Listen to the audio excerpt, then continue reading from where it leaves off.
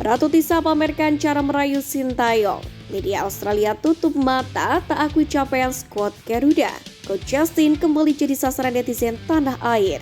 Karir menurun, ST sudah wanti-wanti nasib Evan Dimas. Mushlek di bawah, lanjut simak informasi selengkapnya sebagai berikut.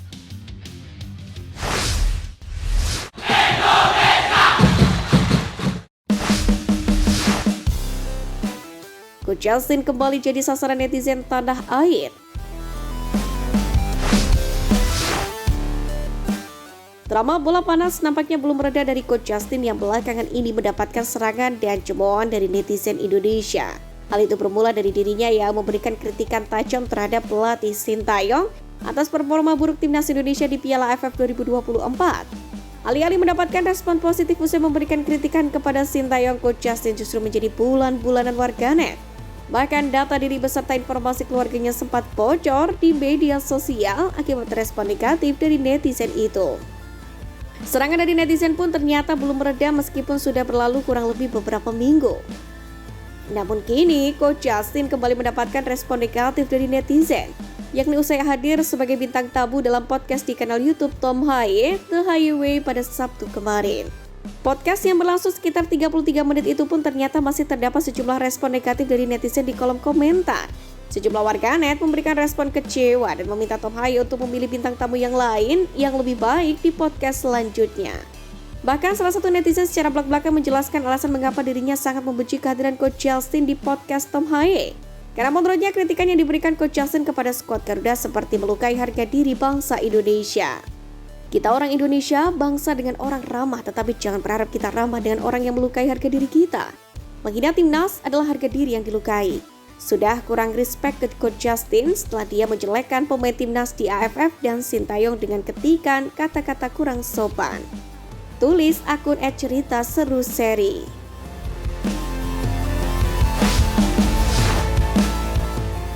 Media Australia tutup mata tak akui capaian skuad Garuda.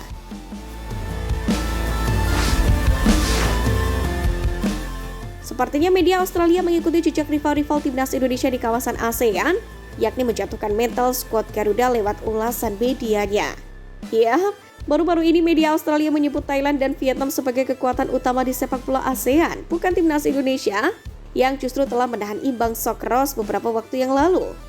Padahal skuad Garuda sendiri juga telah menjadi satu-satunya perwakilan Asia Tenggara yang tampil di putaran ketiga kualifikasi Piala Dunia 2026 zona Asia. Alih-alih Thailand dan Vietnam yang tidak lolos sama sekali. Bahkan timnas Indonesia pun berhasil menahan imbang Australia dengan skor 0-0 di leg pertama yang digelar di SUGBK.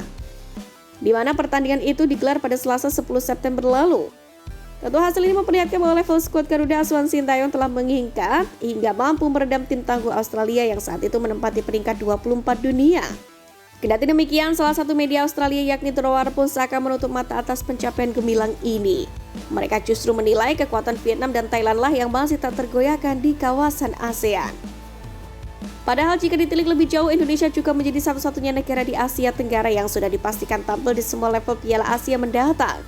Seperti Piala Asia 2027, Piala Asia U20 2025, dan Piala Asia U17 2025. Namun demikian, Terowar terus membanggakan Thailand dan Vietnam yang telah memiliki sejarah di kualifikasi Piala Dunia edisi sebelumnya meskipun tetap mengakui kemenangan timnas Indonesia atas Arab Saudi. Karir menurun, STY sudah wanti-wanti nasib Evan Dimas.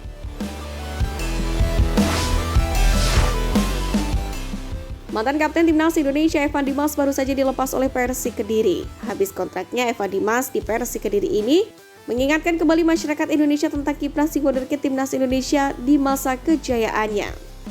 Ketika masih dipanggil Sintayong untuk memperkuat Timnas Indonesia, Evan Dimas memang sempat dipercaya memegang ban kapten. Bahkan ia saat itu menjadi satu-satunya pemain senior yang terus dipertahankan meski Sintayong menerapkan potong generasi di Timnas Indonesia. Usai kualifikasi Piala Dunia 2022 misalnya, Evan Dimas tetap dipanggil Sintayong untuk memperkuat Timnas Indonesia di Piala AFF 2020. Namun seiring berjalannya waktu, Sintayong seolah memberikan kode tentang nasib Evan Dimas di masa depan. Sebagai informasi, di Piala AFF 2020, Sintayong lebih sering menjadikan Evan Dimas sebagai pemain cadangan. Sintayong sendiri tak menyebut secara langsung alasan mengapa Evan Dimas lebih sering dijadikan pemain cadangan. Namun demikian, Sintayong memberikan kode bahwa pemilihan pemain yang ia lakukan bergantung pada taktik dan strategi untuk menghadapi lawan tertentu. Itu artinya bisa dibilang Evan Dimas sepertinya belum sesuai dengan taktik dan strategi yang diterapkan oleh Sintayong. Selama ini Sintayong memang dikenal sangat selektif dalam hal pemilihan pemain. Tak jarang, pemain harus tersingkir jika memang tidak sesuai dengan strategi yang direncanakan oleh juru latih asal Korea Selatan itu. Sementara itu, usai melepas seragam Persik Kediri sendiri, Evan Dimas dirumorkan akan memilih menjalan menjadi seorang pelatih. Ratu Tisa pamerkan cara merayu Sintayong.